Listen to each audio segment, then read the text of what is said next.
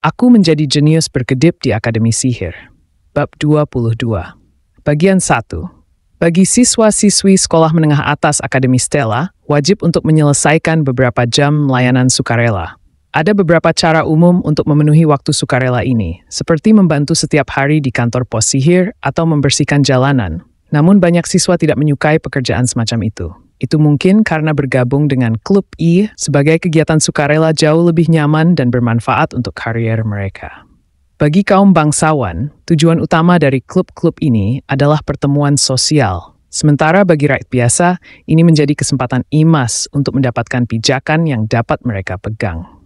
Klub Skalben, tempat berkumpulnya para bangsawan Kekaisaran Skalben, bisa dianggap berfokus pada pertemuan sosial. Klub tersebut, salah satu yang paling elit di Stella, biasanya dipimpin oleh siswa dengan peringkat tertinggi tanpa memandang usia. Jadi tidak mengherankan jika kepemimpinan klub diserahkan kepada Pangeran Jeremy Skalben, meskipun dia masih mahasiswa baru. Farazan Maria, seorang gadis kelas 2 yang pernah menjadi kepala klub, berdiri dengan sopan sambil membungkuk kepada putra mahkota Jeremy. Di belakangnya ada 50 siswa dalam posisi yang sama. Di tengah aula seluas 3.500 kaki persegi, seorang anak laki-laki duduk di atas sofa mahal bernilai puluhan juta kredit yang membuat seseorang bertanya-tanya apakah itu benar-benar hanya sebuah ruang klub yang digunakan oleh siswa. Jeremy Skalben. Dia menatap kosong ke arah lampu gantung 5 warna yang tergantung di langit-langit. Hanya dengan melihat profil samping Jeremy yang tersenyum, Farazan merasakan kehangatan dan ketenangan. Itu murah. Namun, kata-kata yang keluar dari mulutnya seolah-olah menyiramkan air dingin ke kepala Farazan. Maaf, kami akan segera menggantinya. Ya, terima kasih. Silakan. Senyuman Jeremy membuat pipi para gadis memerah, tapi Farazan berkeringat deras. Tidak baik. Farazan berlutut di depan Jeremy dan dengan gemetar menatap anak laki-laki yang juga berlutut di sampingnya. Anak itu, Morso Dorden, adalah pewaris keluarga terkenal Dorden, tetapi di tempat ini dia bukan siapa-siapa. Jika dia harus membandingkan dirinya dengan Morso, dia hanyalah sampah. Angkat kepalamu. Aku tidak mengerti. Mengapa kamu begitu ketakutan? Morso perlahan mengangkat kepalanya menanggapi kata-kata putra mahkota, sementara Jeremy tetap ceria. Ya. Aku ingin mendengar pembenaranmu, jadi bisakah kamu menjelaskannya kepadaku? Menanggapi itu, Farazan buru-buru berkata, itu sebenarnya. Farazan? Ya? Aku tidak pernah memintamu untuk menjelaskan. Kenapa kamu berbicara? Maaf, Farazan menggertakkan giginya dan mundur. Lalu, dia mulai berdoa untuk dirinya sendiri. Jangan biarkan Morso yang bodoh itu bicara omong kosong. Entah dia menyadari perasaan dalam hati Farazan atau tidak, yang keluar dari mulut Morso adalah omong kosong. Ceritanya singkat. Itu bukan cerita yang penting. Namun, cukup untuk membuat aula itu terasa dingin. Sebenarnya, menurut Morso, dia tidak dalam kondisi yang baik. Jika dia bertarung lagi melawan Baekyu Sol, dia pasti akan menang. Dia hanya teralihkan perhatiannya. Alasan. Satu demi satu alasan keluar dari mulutnya. Jeremy, yang tersenyum sambil menopang dagunya, membuka mulut. Jadi kesimpulannya, kamu dikalahkan dalam pertandingan oleh seorang setengah penyihir yang bahkan tidak bisa menggunakan keterampilan bertahan. Dan yang lebih parah lagi, dia adalah siswa yang menggunakan senjata remeh bernama pedang sebagai baju zirah. Itu bukan pertandingan. Itu hanya pertempuran tiruan. Ops. Begitu alasan lain keluar dari mulut Morso, Farazan menutup matanya erat-erat. Krak! Segera setelah itu terdengar suara yang mirip dengan sesuatu yang patah di tengah ruang klub. Untuk sesaat, Morso memiliki kesan bahwa dunia telah berubah menjadi kanvas putih bersih. Dia tidak mengerti situasinya untuk waktu yang lama. Kemudian, entah bagaimana dia memastikan bahwa semua siswa lain kecuali dirinya tampak terbalik. Aku jatuh kan? Tapi kapan? Saat Morso memutar matanya, Jeremy yang berada di dekatnya menekan kepalanya ke lantai. Mengapa?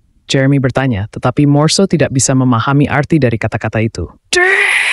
Suara sesuatu yang patah bergema di telinganya. Pada akhirnya, telinganya hancur.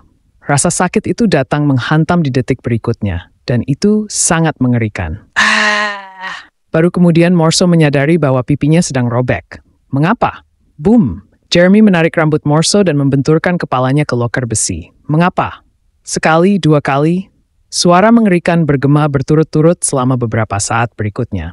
Darah segar menetes dari kepalanya, tetapi Morso tidak pingsan. Mengapa kamu kalah? Dia ingin menjawab bahwa dia salah. Dia meminta maaf, tetapi dia tidak diberi kesempatan. Jeremy membuka pintu locker, memasukkan kepalanya ke dalam dan membanting pintu itu. Mengapa kamu melakukan itu? Mengapa kamu mempermalukanku dengan menggunakan nama Skalben? Apakah kamu membenciku? Bang! Bang! Bang! Darah berceceran di mana-mana. Bahkan matanya bengkak, tetapi dia tidak mati karena dia adalah seorang penyihir. Aku telah begitu baik kepadamu. Kamu adalah bawahanku yang setia. Benar? Pengampunan. Ya, apa? Saat Morso berjuang untuk membuka mulutnya, Jeremy mendekatkan telinganya. Maafkan. Ya, teruslah bicara. Mama, selamatkan aku. Selamatkan. Tidak, bukan itu. Jeremy menatapnya dengan tatapan yang penuh ketidakpahaman. Kamu adalah bawahanku yang setia. Jika kamu adalah seorang loyalis sejati, bukankah kamu seharusnya bersedia mempertaruhkan nyawamu sebelum mengambil risiko dosa mempermalukan tuanmu? Begitulah cara aku mempelajarinya. Jadi mengapa kamu tidak melakukannya? Lalu dia berhenti. Jeremy menghentikan hukuman mengerikan itu. Kemudian dia tiba-tiba berlutut dan memeluk Morso.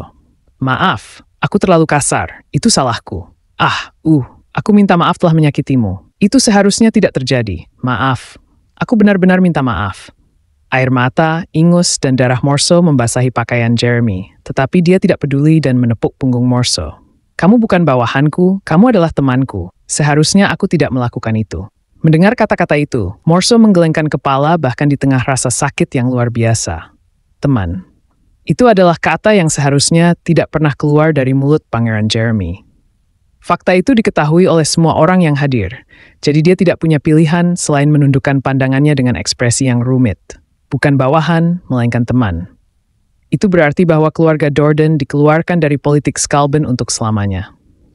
Apa hanya seperti ini? Pertanyaan itu mungkin muncul. Tapi pertanyaan semacam itu tidak ada artinya. Keluarga kerajaan Skalben sering memperbudak keluarga Koki lalu mengusir mereka karena menu sarapan yang tidak cukup baik. Pasti sakit sekali. Bagaimana dengan Farazan? Kamu baik. Rawatlah temanku dengan baik. Jika ada yang salah, hatiku akan sakit. Ya, baiklah. Tolong, Jeremy dengan hati-hati meletakkan Morso di lantai. Beberapa orang merasa ngeri melihat bagaimana pangeran menyentuhnya dengan lembut, seolah-olah dia sedang menangani permata. Tetapi mereka tidak menunjukkannya. Farazan menopang Morso dan membantunya berdiri tegak. Jika keterampilan penyihir penyembuhan digunakan, dia akan segera pulih, tapi keluarga Dordan sudah tamat. Fakta itu membuatnya bingung. Farazan melirik Pangeran Jeremy. Apa yang sedang dia pikirkan sekarang? Marah terhadap Morso? Tidak, dia pasti sudah melupakannya. Justru, dia pasti sedang memikirkan rakyat jelata yang menonjol bernama Baysol. Farazan merasa kasihan pada pria itu. Meskipun dia telah mendengar rumor tentang bakat rakyat jelata ini, aman untuk mengatakan bahwa kehidupan penyihir yang menarik perhatian Jeremy telah berakhir.